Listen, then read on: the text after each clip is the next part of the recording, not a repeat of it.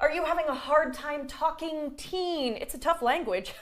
We need somebody to crack the code. We've got licensed social worker, certified teen life coach, speaker, parent helper. She does a lot of things. It's Barb Steinberg in the studio with us this morning to help us crack the code on communication for our families. Barb, good morning. Hi, thanks for having me. Thank you for being here. We want to take it from the top because this kind of ties right into your life. How did you become, somebody who's so great at talking about teens and to teens? I was lucky enough as a teenager at age 19 to be given an internship working with kids and teenagers, and I instantly fell in love with them and knew they were the people I wanted to work with. Oh, that's so sweet. And you say some of this comes from your own experience, right? You were moved around the country a lot because your parents are in the military. And what do you think ties those two kind of things together? Yeah, as a young girl, I was shy, I had social anxiety, I was always the new girl. It's a challenge just to be a teenager and trying to figure out who you are, what you want to do with your life. So I just had such compassion and I wanted to help teen girls to make the road easier for them. Oh, that's wonderful. So what are the things that you offer now? Talk to us a little bit about your practice. Yeah, so I started with teen girls and it was such a rapidly growing world, and I was helping so many that I decided to add to the team, and I added a couple of teen life coaches. So we coach girls ages 13 to 25. Very quickly I learned, the parents also need a lot of support and help. Yeah. So now I also do parent coaching, which I absolutely love. Yeah, I bet it's so enriching to be able to kind of talk to both sides of the family. That's really cool. I want to ask you about kind of the landscape for kids right now, because if you are not currently an actual teen girl or maybe, a parent who has a 14, 15, 16-year-old in the house, you may not understand what they're going through at this time. Social media is so difficult coming into the spring semester of school. Can you just talk to us about the landscape? For sure. I would say that the stress, overwhelm, anxiety levels of teens today are exponentially higher than certainly when I was a teenager. You mentioned social media. That's a whole new world that we've never dealt with.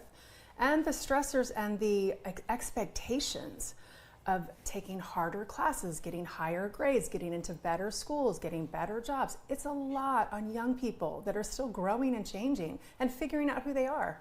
Yeah, absolutely. So what if there's somebody who is maybe graduating high school this semester? So they're excited, maybe they're looking forward to going to a trade school, going to college, taking a gap year, whatever they're up to. How are they feeling at this time? Yeah, so there certainly are some stressors. You mentioned not knowing what do I want to do, where do I want to go, am I going to get into a college if that's where I'm seeking to go. Stressors of leaving friends and family, going someplace brand new.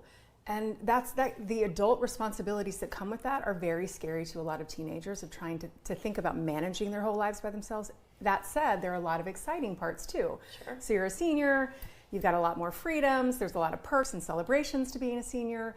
Some of those stressors are also some of the exciting parts. Now I get to go live on my own, I get to make my own decisions and have my own freedom. And for some kids, I get to now go someplace new and create new friends and a new identity. And some kids are really looking forward to that. And we really want them to feel excited, right? So I guess that's my next question for you. How do we empower our kids? How do we make them feel excited when maybe they're, showing us some of those stressors or some of those things that are holding them back? I would say it's both. We want to create space for them to feel their feelings. If they're scared, overwhelmed, anxious, we want to create space for them to talk about that, process it. Then we also want to talk with them about solutions, about maybe seeing it a little bit differently, reframing it with their thoughts of what can they look forward to, what strengths are they bringing with them into this new landscape.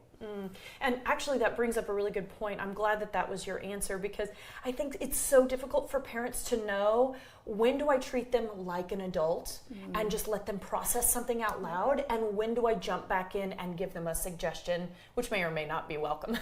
Absolutely, because they are trying to figure it out on their own. They're becoming more and more adult-like with every decision every day. So I always recommend asking, would you like to hear some suggestions? Would you like some help? Or do you want me to just listen? Oh, that's a really good one. I normally think of that as the girl versus the boy fix. Or do you want to jump in there and fix it, or just want to be a shoulder to cry on kind of thing? Yeah. But it works for parents. Works, absolutely. Okay, I like to hear that. Talk to us about how parents can also best connect with their kids, because it's such a hard landscape right now.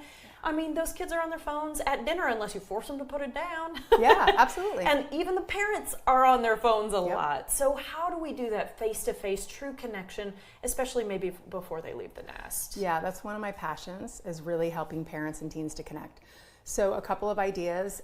Number one, you've got to have some places and some times that phones are not allowed.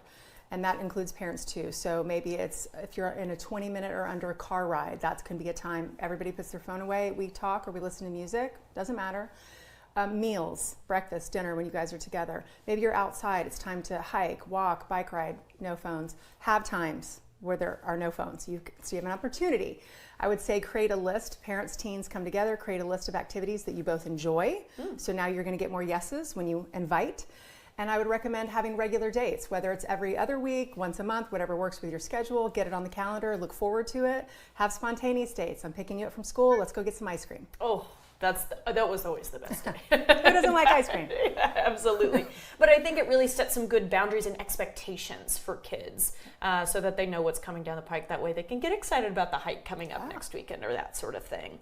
You've got a parent retreat coming up on February 9th. I'd like to hear a little bit about that. Yes, I'm super excited. It's a brand new one that I just created.